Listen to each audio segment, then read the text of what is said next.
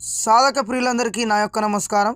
ఇవాళ తెలియజేసే మంత్రం చించిని పిచాచి మహామంత్రాన్ని తెలియజేస్తున్నాను.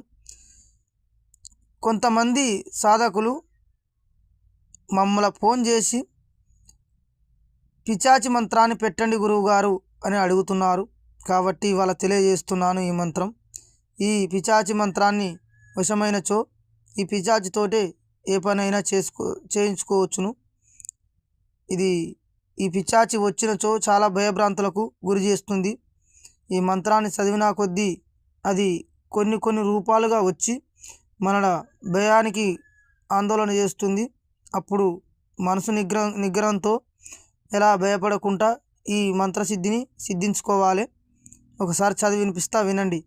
ఓం రం రం రం టం టం వం వం యం యం యం చించిని పిచాచి వశమానయ కిలికిలి పద్మి హే చించిని పిచాచి జీవత్ వశమానయ హుం ఫట్ స్వహ.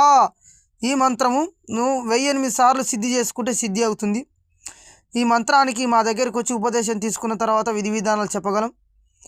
సాధకులారా, అలాగే నా యూట్యూబ్ ఛానల్ చూస్తున్న అందరికీ ఈ మంత్రాన్ని తెలియజేస్తున్నాను.